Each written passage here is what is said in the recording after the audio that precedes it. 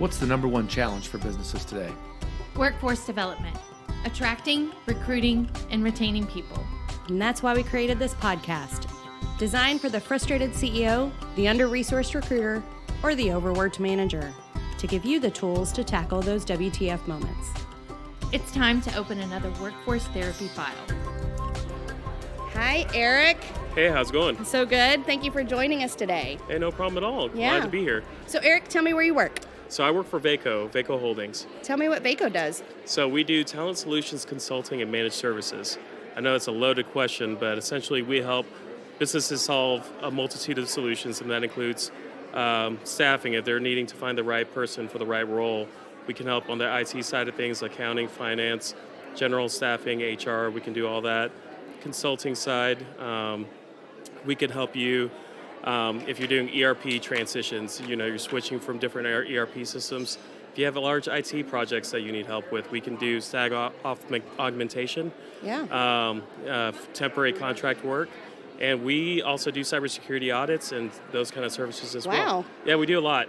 Yeah, that's why it's like that's why when I said all those three things, we're more than just a standard staffing firm, how we're viewed as. Yeah, no, that's really interesting. So what do you do for Vaco? So I'm specifically on the IT side of things. So I do the IT project work, consult, and staffing for IT. Yeah. Yep. And so one of the things that you mentioned before we sat down was that you're doing sales and recruiting. Yes. So I typically do the sales. Right now I'm doing full desk. Yeah. So I'm doing both sides of things. And honestly, it makes me better at my job. I was learning something new, right? Yeah. Before, I always did interviews in my prior life, in my previous IT career. So now I'm just doing it as part of my role, and it's easier for me to sell. And I'm also selling that job role to the candidate. Yeah. Because one, we want them to like the job. We want to make sure that they're going to enjoy it. So when I'm talking to them, the job market's not super great right now.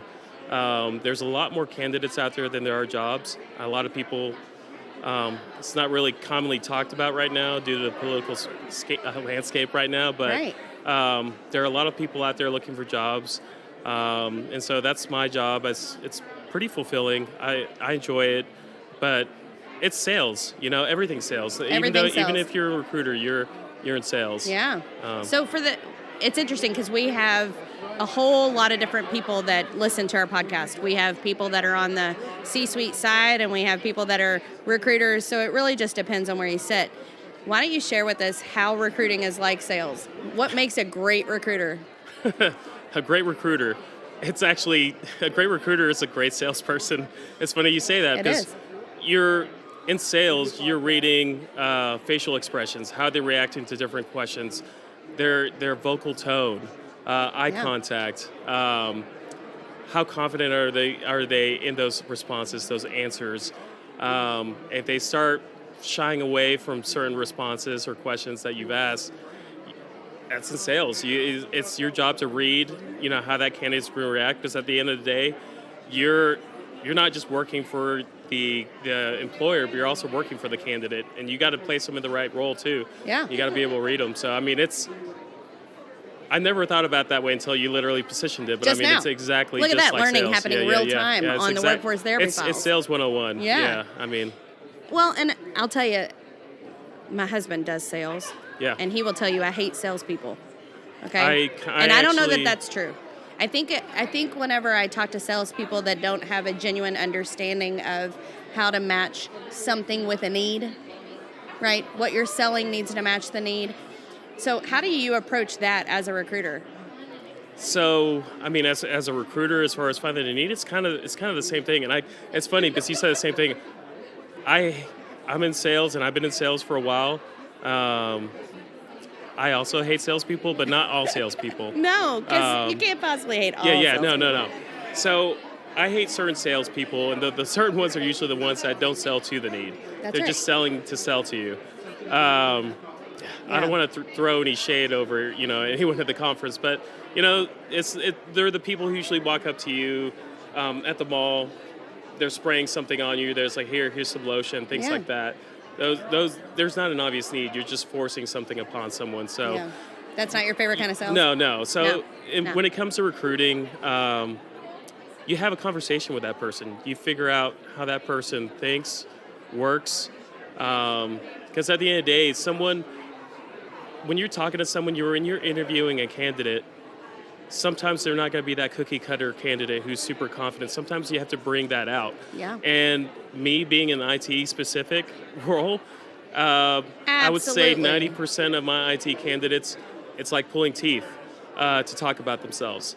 Until you ask them technical questions where they get to show where they shine. Well, you'll be right? shocked, yes. Yes. You'll be shocked even when you ask those technical questions, they'll just say they've done it, and they don't really elaborate. Yeah. They don't like bragging about themselves. So one of the No. big things I usually talk to them is like, hey, this is your time to shine. Brag about your accomplishments. You've done great things. You talked about how you built an entire training program for your entire IT team. Absolutely. That's not even on your resume.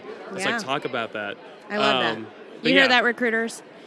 We gotta let people figure out how to shine in the interview. It doesn't mean that you're just judging whether or not they shine. I really like that. I think the biggest takeaway, you listen. Yeah.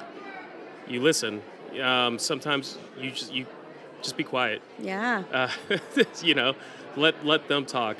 Let them, I prefer to let the candidates and even, clients that I'm talking to, I want them to talk the majority of the time. Thank you. I want to talk as little as possible. No, I think that's great. Great advice, especially because I know a lot of people get into their HR career by starting in recruiting. And I always think that's a great place to start because you get to learn everything you need to know about a business and how it makes its decisions. Yes, I Thank agree. you for stepping out of your booth to come and join our booth today. I really appreciate an opportunity to get to know you better. Yeah, no problem. Thank you. Thank you. Thanks. Have a great day. You too. Thanks for listening to the Workforce Therapy Files.